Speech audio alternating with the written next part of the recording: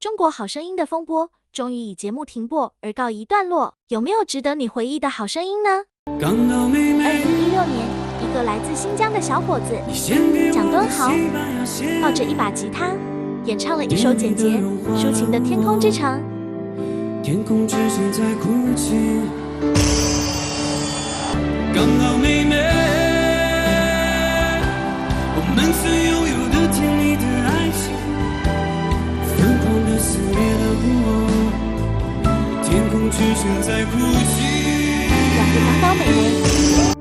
感觉是导师们真实的转递。如此纯净悠扬的音乐，全场沉浸。